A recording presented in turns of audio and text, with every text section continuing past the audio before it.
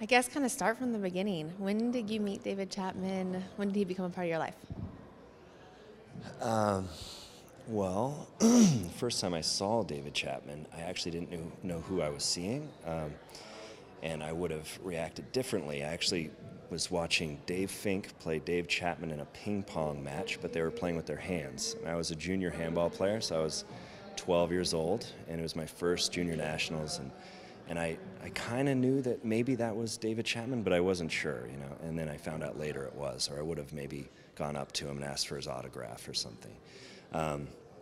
But the first time I met Dave, I was here at the Tucson Racket Club.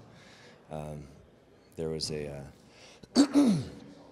was a Legends handball camp. So Vern Roberts, Naughty Sr., Naughty Jr., Dave Chapman, Fred Lewis, were all holding a handball camp together, and I was 13 years old. And I was the only junior in the camp, which was interesting. So it was a lot of older guys than me, and I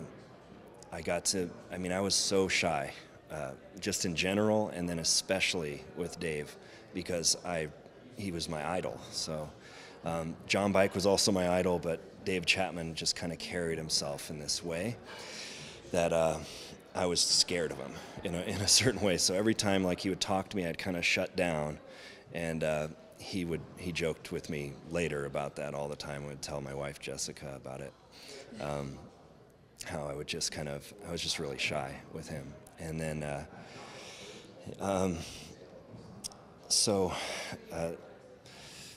from then on, every time I would see him, I'd say hi, and it wasn't until I played him in another handball camp when I was 16.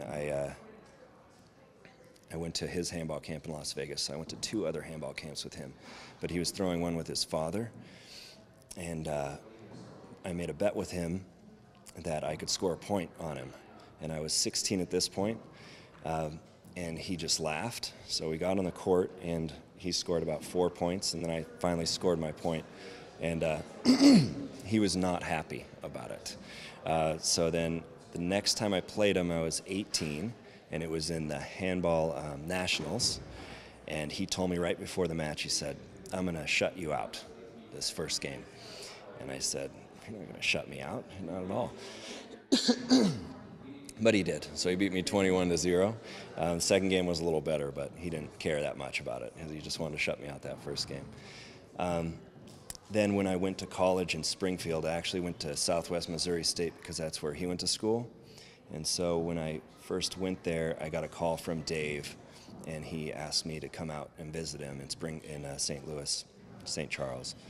And I was honored, and I went out there, and from that point onward, we just developed a really strong friendship, and we talked on and off pretty much every day. So he's just like a brother figure to me. Yeah. As a kid, there's certain things about those idols that you put way up here. And of course, he was the best, but that doesn't necessarily make him the greatest idol in the world. What was it about him that you just loved so much? When he would give interviews and stuff, the way he would present himself, he had this mystery behind him, and it's like you wanted to know more about Dave. And so, I always would ask him questions. I asked him, what's the secret to handball? I asked him all these questions all the time, and he would give me just these elusive type of responses. I'd say it was just the way he carried himself on the court. He kind of would walk around slowly. He played a different game than anybody else. And the way I grew up playing, my dad would always reinforce the idea that I had to be patient and wait for my shot and hit the ball to the ceiling. And that's different than a lot of people play even today. And Dave, exemplified that. So when I saw it, I went, oh, that's how I want to play. So not only was it just the way I wanted to play, but he had a mystery about him that I wanted to try and understand. So that's why he was my idol, and then plus winning all the time helped. And then it was weird that I actually got to develop a friendship with him, from idol to friendship, because that doesn't happen very often for people. So it's kind of a unique experience. What made him a good friend? I could just really be honest with him all the time, and we could joke constantly about anything. I could talk to him about anything, and he was always there, and he would always tell me really upfront if he liked who I was dating. He would just tell me anything, like, oh, that girl's the worst, you should just not be with her. And it caused me some problems here and there, but then, he would tell me, Jessica is the best, you found the best woman. He was just really honest with me, and that makes him a really good friend. It's one of the reasons he was a great friend. Can you think of a story that when it happened, or when you even heard it, it can even be something that you witnessed, but a story about him that you're like, oh, that's so Dave Chapman?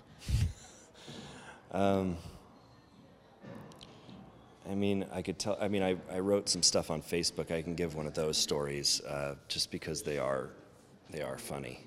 But Dave was a bit of a germaphobe, so not a lot of people know that. But he had trouble eating off anybody's plate, so I would always offer him my food after I would eat it, and he'd be like, oh, no, and stuff like that. And then, but in any case, I was staying in New York because I was training for the One Wall Nationals, and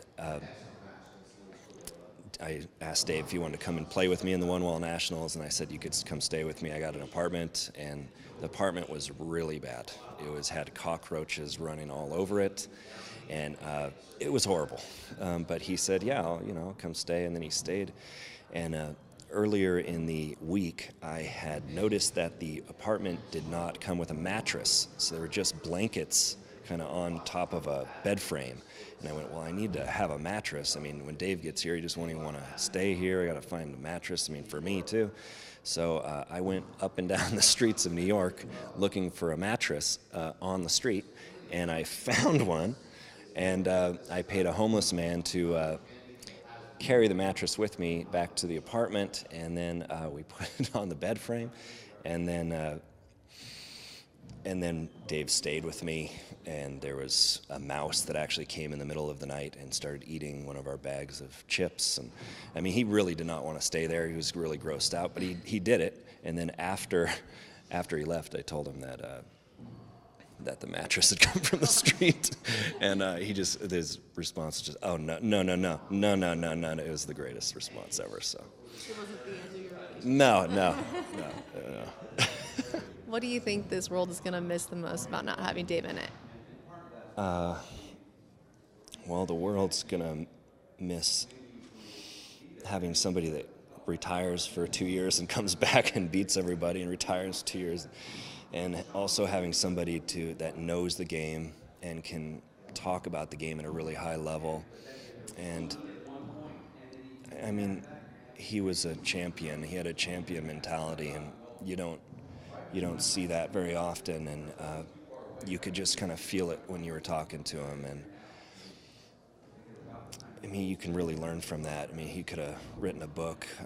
He has 2 videos out, but Gary Machard, also his friend, was helping him. They wanted to do a 3rd video, and so we might do something like that. There's enough footage of Dave to do a 3rd video of instruction and stuff, because he taught me a lot too, because I was one of his 2 coaches, or 3 coaches, I think, that he taught how to be a handball coach too. So we can try and compile some footage, but anyway, not having Dave there to give feedback, and that's huge. So that's really, it's just horrible, really. You said on Facebook that you love him. At what moment, and what was it that made you love this guy so much? His just the way that he'd laugh. I just miss that, and you could tell just how genuine he was. And you don't meet a lot of genuine people in the world, and he was one of them. And you could tell just by the way he laughed, and getting him to laugh was really special.